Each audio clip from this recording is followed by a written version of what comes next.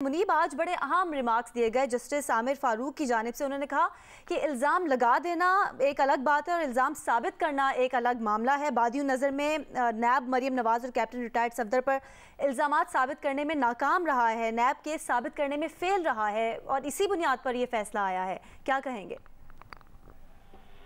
देखिए, बहुत शुक्रिया। दो तीन बातें बड़ी जरूरी हैं और उनको मेरे ख्याल में रिकॉर्ड पे लाना जरूरी है। वो सबसे पहली बात ये है कि इससे एक बात साबित होती है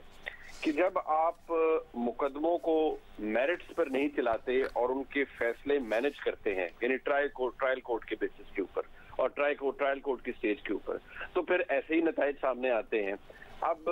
आज मरियम नवाज शरीफ की सजा कलअदम हुई। इस एक सजा के कलअदम होने से मियां नवाज शरीफ के लिए एक बंद दरवाजा खुला है, क्योंकि इसका इम्पैक्ट इनवेरिएबली, हालांकि उसका ताल्लुक डायरेक्टली मरियम नवाज शरीफ के केस से नहीं भी है, लेकिन जब भी मियां नवाज शरीफ दोबारा अपील करेंगे, पाकिस्तान आएंगे और उनका केस मेरिट पर अदालत के सामने आएगा, तो वहां पर भी इस केस का इम्पैक्ट जरूर होगा। अब आज जब इस्लामाबाद हाई कोर्ट उन फैसलों में से एक फैसले को ओवरटर्न कर रही है और यकीनी तौर पर जब इसका तफसीली फैसला आएगा तो अदालत बताएगी कि किन वजूहात की बिना पर अदालत ने ये फैसला ओवरटर्न किया है, तो उससे एक बात साबित होती है कि मियां नवाज शरीफ हो या मरियम नवाज शरीफ हो, उनको बाकायदा तौर पर पाकिस्तान की सियासत से निकालने के लिए, उनको कट टू साइज करने के लिए, उनकी सियासी हैसियत को खत्म या कम करने के लिए ये सजाएं दी गई। और इसके जो बेनिफिशरी थे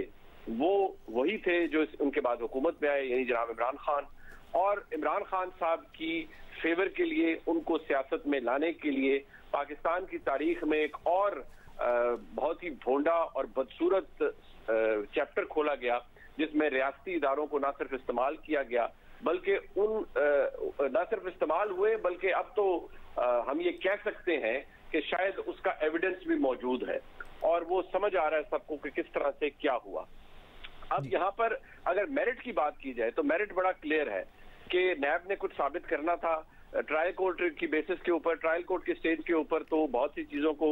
ब्राउ बीट करके आप मैनेज कर लेते हैं, लेकिन हाई कोर्ट की जब स्टेज आती है तो मैं पहले भी अर्ज कर चुका हूं, वहां पर खालिस्तान मेरिट की बात की जाती है। मेरिट के ऊपर 4 सवाल पिछली दफा बड़े आसानी से के साथ इस्लामाबाद हाई कोर्ट ने रख दिए थे नैब के सामने कि इन 4 सवालात के जवाब आपने देने हैं। नैब के पास उन 4 सवालात में से किसी एक का जवाब भी नहीं था, और अगर था भी तो उसमें सिर्फ एक बात का जवाब था कि वाकई फ्लैट्स की जो मलकियत है वो नीलसन और नेस्कॉल की है। वो तो एक एडमिटेड फैक्ट है, वो मौजूद है। जहां तक एक पूरी कैंपेन चलाई गई कि मरियम नवाज शरीफ को ने जाली ट्रस्ट डीड दी है या वो जाली डॉक्यूमेंट है, अदालत के सामने नैब ने ये बात खुद तस्लीम की कि जो डॉक्यूमेंट है उसे तो देने वाला भी तस्लीम करता है और लेने वाला भी। साथ ही अदालत ने ये बात भी कही, और अदालत ने जब क्रॉस एग्जामिनेशन करवाया अपने सामने, तो जो कैलिबरी फॉन्ट का मामला था उसके हवाले से भी क्लियर किया गया कि जो कहा गया जी कि वो इनको नाम दिए गए मरियम नवाज शरीफ को कैलिबरी की क्वीन और पता नहीं जाली ट्रस्ट डीड और क्या क्या,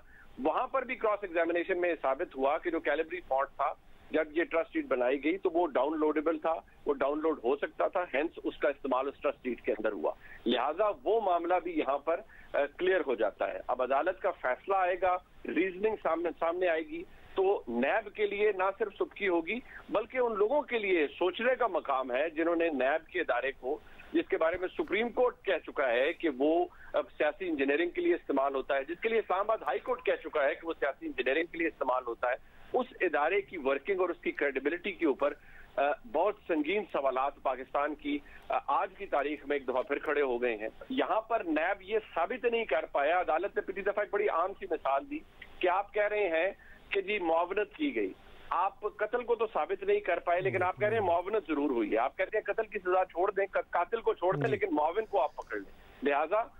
एक बहुत बड़ा सेटबैक है पाकिस्तान में नैब के लिए और उन तमाम लोगों के लिए जिसने इस मामले में जिन्होंने किरदार अदा किया।